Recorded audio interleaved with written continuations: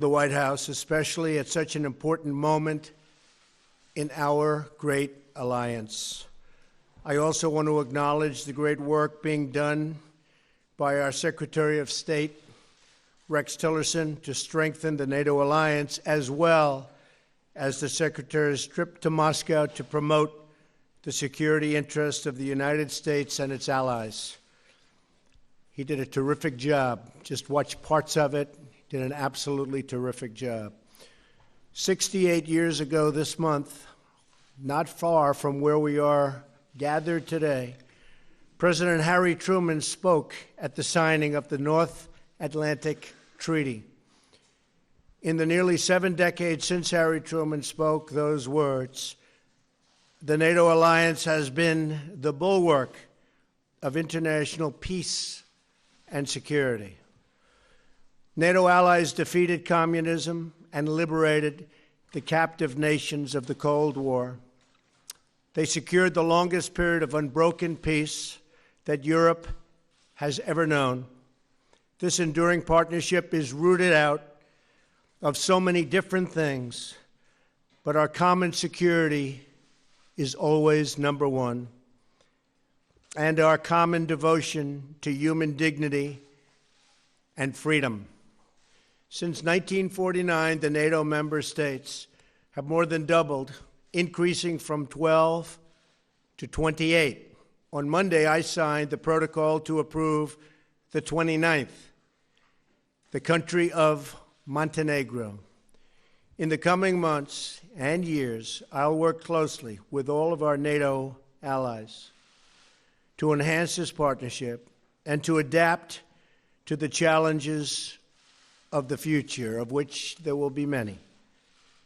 This includes upgrading NATO to focus on today's most pressing security and all of its challenges, including migration and terrorism. We must also work together to resolve the disaster currently taking place in Syria. We are grateful for the support of NATO members and partners in their condemnation of Assad's murderous attack using the most horrible weapons. The vicious slaughter of innocent civilians with chemical weapons, including the barbaric killing of small and helpless children and babies, must be forcefully rejected by any nation that values human life. It is time to end this brutal civil war, defeat terrorists, and allow refugees to return home. In facing our common challenges, we must also ensure that NATO members meet their financial obligations and pay what they owe. Many have not been doing that. The Secretary General and I agree that other member nations must satisfy their responsibility to contribute 2% of GDP to defense. If other countries pay their fair share instead of relying on the United States to make up the difference, we will all be much more secure, and our partnership will be made that much stronger. The Secretary General and I had a productive discussion about what more NATO can do in the fight against terrorism. I complained about that a long time ago, and they made a change, and now they do fight terrorism. I said it was obsolete. It's no longer obsolete. It's my hope that NATO will take on an increased role in supporting our Iraqi partners in their battle against ISIS. I'm also sending General McMaster to Afghanistan to find out how we can make progress alongside our Afghan partners and NATO allies. Every generation has strived to adopt the NATO alliance to meet the challenges of their times. And on my visit to Brussels this spring, which I look very much forward to, we will work together to do the same. We must not be trapped by the tired thinking that so many have, but apply new solutions to face new circumstances, and that's all throughout the world. We're not here to stand on ceremony, but to develop real strategies to achieve safety, security, and peace. We're here to protect the freedom and prosperity of our citizens and to give them the future they so richly deserve. Secretary General, I'm honored to have you here today and to reaffirm our commitment to this alliance and to the enduring values that we proudly, and I mean very proudly, share. Thank you very much. Thank you for being here. Thank you. Thank you so much, Mr. President. We just had an excellent and very productive meeting, and it's really an honor to meet you for the first time here in the White House. We agree that NATO is a bedrock of security, both for Europe and for the United States. 2 world wars and a Cold War have taught us all that peace in Europe is not only important for Europeans, but is also important for the prosperity and the security of North America.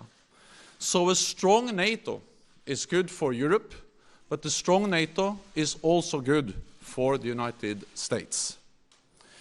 And therefore I welcome the very strong commitment of the United States to the security of Europe. We see this commitment not only in words, but also in deeds.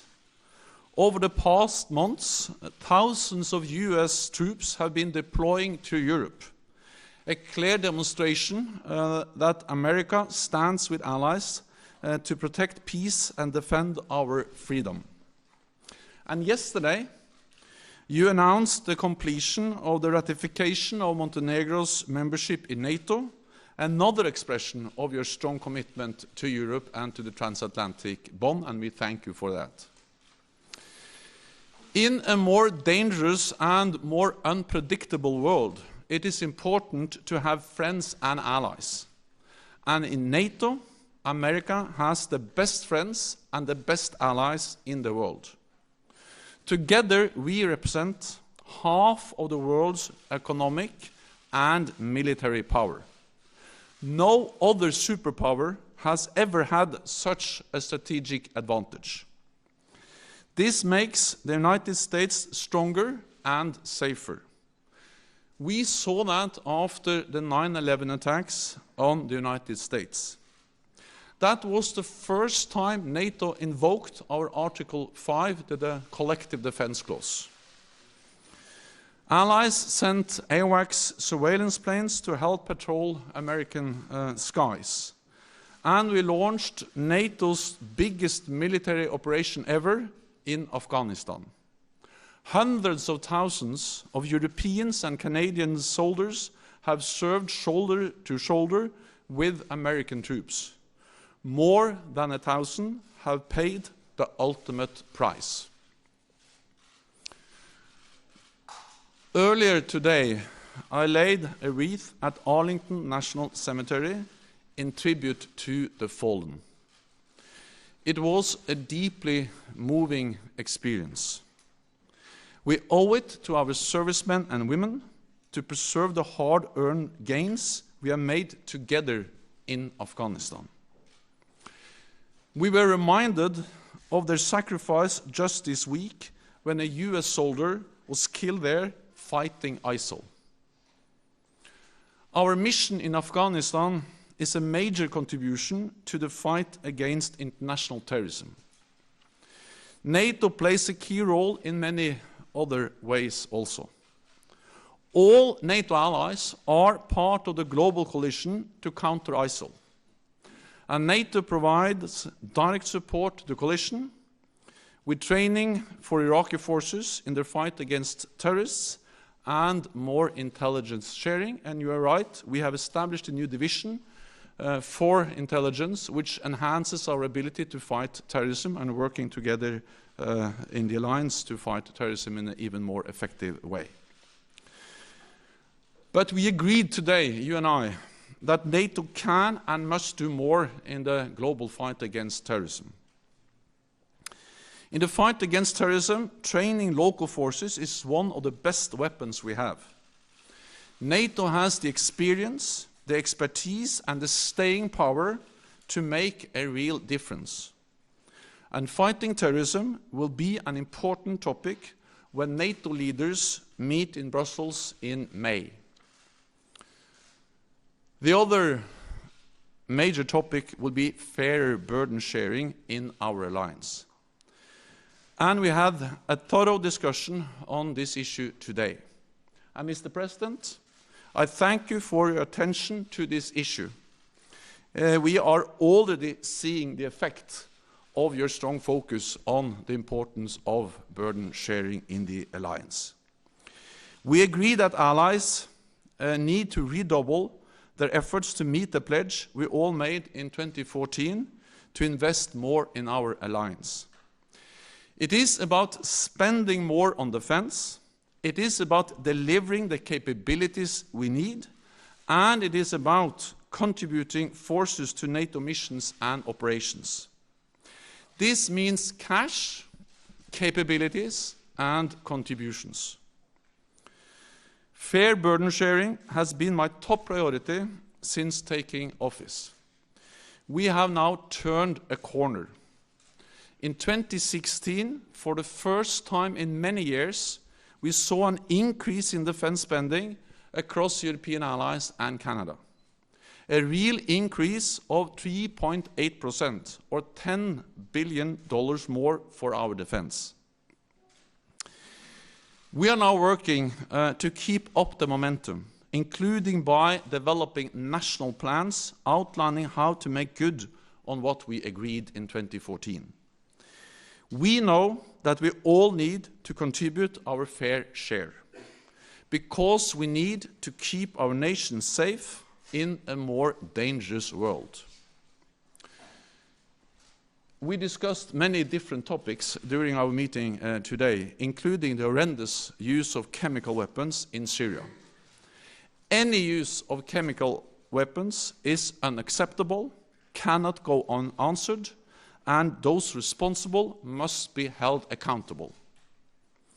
So, Mr. President, thank you once again. I look forward to working with you to keeping the alliance strong, and I look forward to welcoming you to Brussels in May, when heads of state and government in the alliance meet there to address the challenges and the need to continue to adapt the alliance to a more challenging security environment, and to respond both to the need for fair burden sharing and stepping up our efforts to fight international terrorism. So thank you once again.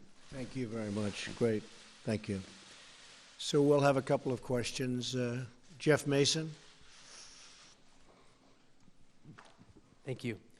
Thank you, Mr. President. I'd like to ask you about two topics, if I may. First, has your view of Vladimir Putin changed after what's happened in Syria? And what is the United States prepared to do if he continues to support Assad? And on a separate question, have you made a deal after your chat last night with the president of China about China helping to rein in North Korea? And is that one reason you've decided not to label Beijing a currency manipulator? Well, I'll be speaking to, yeah. You want to go ahead? Go ahead. May I? For the Secretary General, do you believe NATO should continue to bolster its presence along the alliance's eastern border? And are you confident that you have President Trump and the United States support for that? Thank you.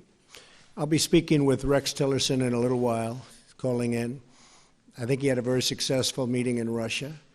We'll see. We'll see the end result, which will be in a long period of time, perhaps. But the end result is what's most important, not just talk. And I think that based on everything I'm hearing, things went pretty well, maybe better than anticipated. It would be wonderful, as we were discussing just a little while ago, if NATO and our country could get along with Russia. Right now, we're not getting along with Russia at all. We may be at an all-time low in terms of relationship with Russia. This is built for a long period of time. But we're going to see what happens. Putin is the leader of Russia. Russia's a strong country. We're a very, very strong country. We're going to see how that all works out. Last night, separately, I spoke with a man that I've gotten to know.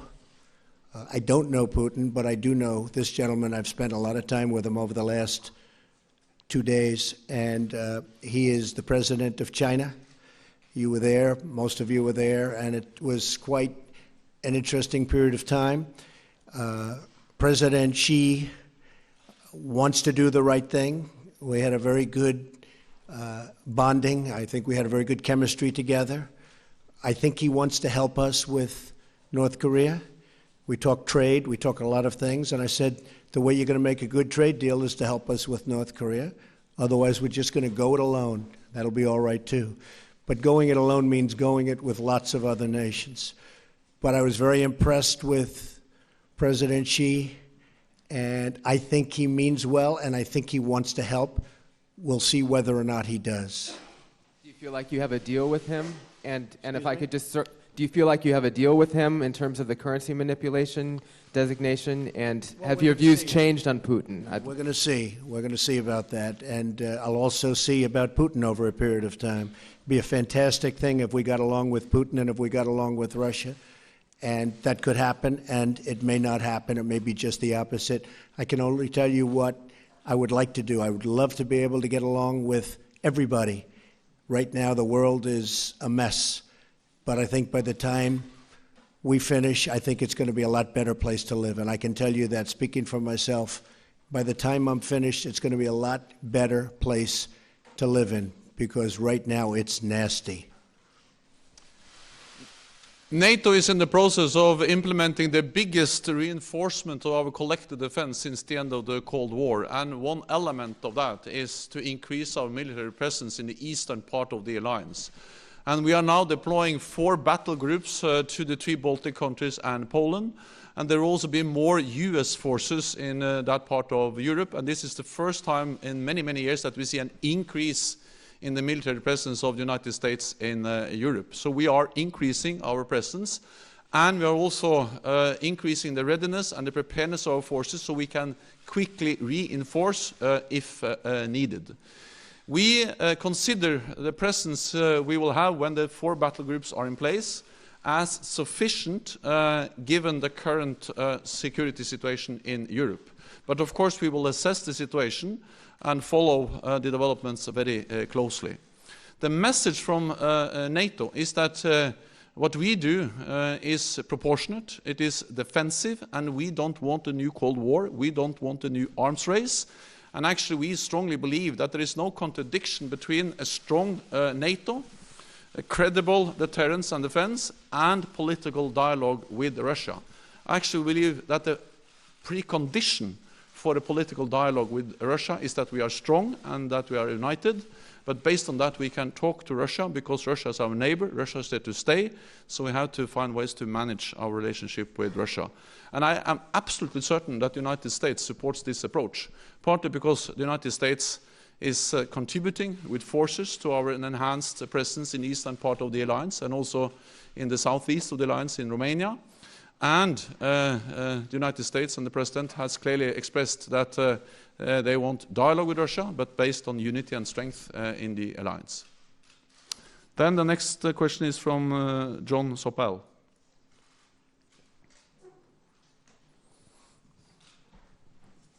Thank you very much. Secretary General, how long do you think it will take you to persuade the other European countries to burden share? And what are you going to do to persuade them? Mr. President, could I ask you, do you think it's... I'm here to help. And Mr. President, do you think it's conceivable, what's your instinct, was it possible that Syrian forces could have launched that attack in Idlib last week without the Russians knowing? And have you been disappointed, surprised by Vladimir Putin's reaction since then? Thank you very much. I think it's certainly possible. I think it's probably unlikely. And I know they're doing investigations into that right now. I would like to think that they didn't know, but certainly they could have. They were there. So we'll find out. General Mattis is looking into it with the entire Pentagon group that does that kind of work. So it was very disappointing to see. It's disappointing no matter who does it, but when you get into the gases, especially that form, it's vicious and violent, and everybody in this room saw it all too many times over the last 3 or 4 days. Young children dying, babies dying, fathers holding children in their arms that were dead children. There can't be a worse sight and it shouldn't be allowed. That's a butcher. That's a butcher. So I felt we had to do something about it.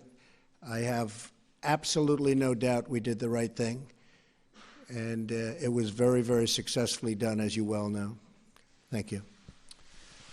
On defense spending and burden sharing, that has been my top priority. I have raised it in all my meetings, in all capitals I have visited with prime ministers, presidents, minister of finance, and of course also defense and foreign ministers. And I expect, of course, all allies to make good on what they decided back in 2014. And the very strong and clear message from President Trump has been very helpful. So now we see that things are starting to move in the right direction. For the first time after many, many years of decline in defense spending, we now see an increase in defense spending across Europe and Canada. So they have started to move in the right direction. 3.8% real increase in defense spending across Europe and Canada is a significant step in the right direction.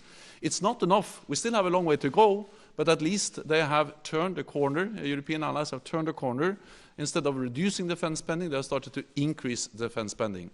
Then I think it is important to remember that this is something the Europeans do because they know that this is in their own security interest. It is in their interest to invest more in European defense because the world has become more dangerous. Many European allies, of course, reduced, or all European allies, reduced defense spending after the end of the Cold War because then tensions went down.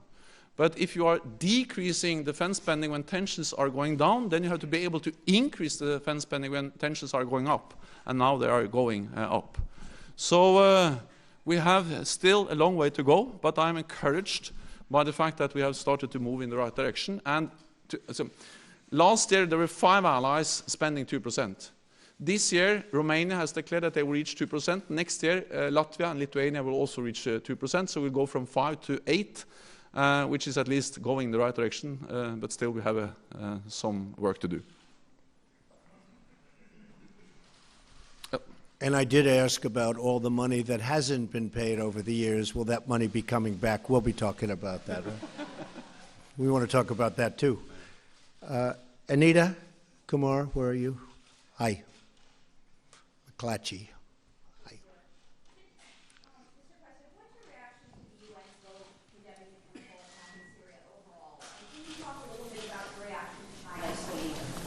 That was going to happen. The President talked to you about that. I'll give you a heads up. And how does that affect your relationship? We did talk last night. I think it's wonderful that they abstained. As you know, very few people expected that. No, I was not surprised that China did abstain.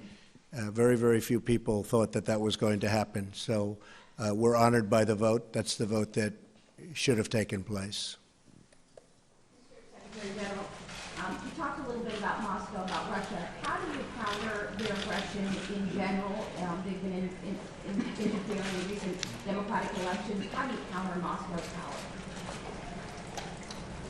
The most important thing is to have a strong alliance, to stay united and be firm and predictable in our approach to Russia. And that means that we have to invest in our collective defense. That's exactly what we are doing. Deploy more troops in the eastern part of the alliance, increase the readiness of our forces, and increase defense spending. And I welcome the very strong message from President Trump on the importance of increased defense spending. We have started to do this, so we are implementing the biggest reinforcement of our collective defense since the end of the Cold War, providing credible deterrence. But at the same time, we have to find ways to engage with Russia, to talk with Russia. Because Russia will not go away. Russia will be our biggest neighbor, and we have to find ways to live with them and to try to avoid a new Cold War, a new arms race. And that's exactly why I am very much in favor of what we call the dual-track approach to Russia. And as a former Norwegian politician, I have the experience to work with Russians because Norway is bordering Russia. And Norway was able, even during the Cold War, to develop, I would call it a pragmatic working relationship with Russia. Cooperating with them on energy, on border issues, on environment, on fishery, and also in military affairs. And that was not despite our membership in NATO, but it was because of our membership in NATO. Because NATO provided the strength, the predictability, the platform for a small country to have a political dialogue with Russia. So I strongly believe that the only way to deter Russia is to be strong, but the only way to avoid a new Cold War, avoid a new arms race, and avoid increasing tensions is to continue to engage Russia in a political dialogue and to make sure that what we do is defensive and proportionate in response to a more assertive Russia.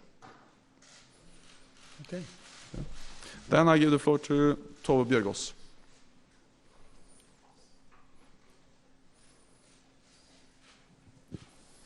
Thank you. Mr. President, I'm from Norway. Russia is our neighboring country.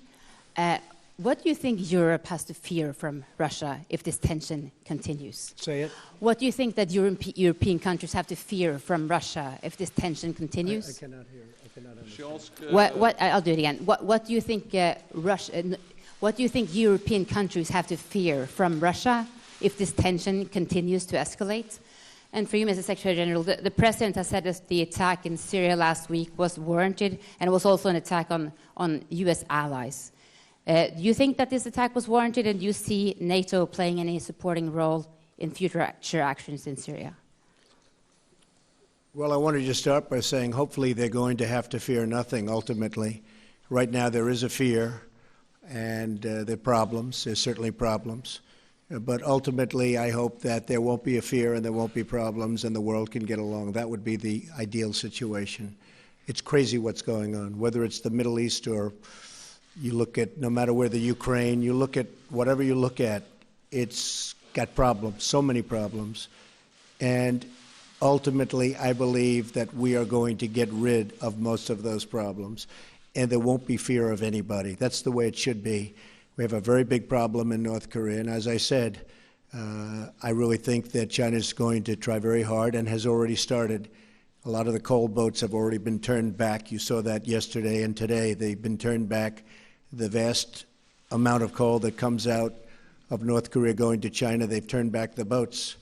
That's a big step, and they have many other steps that I know about. So we'll see what happens. It may be effective. It may not be effective. It's not effective. We will be effective. I can promise you that. Thank you. NATO has constantly condemned the use of chemical weapons in Syria, and the use of chemical weapons is horrendous, and it's a clear violation of international law. And any use of chemical weapons is unacceptable and cannot go unanswered. So those responsible must be held accountable.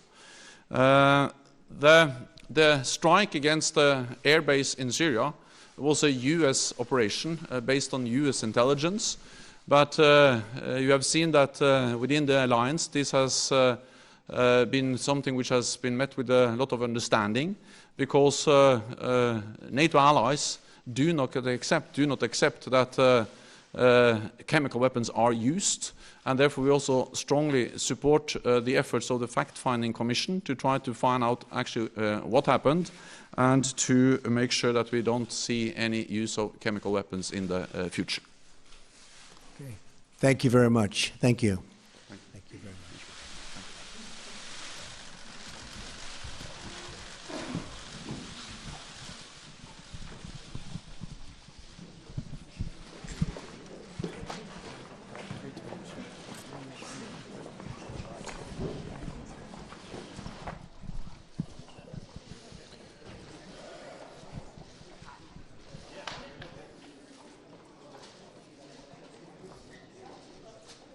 Okay.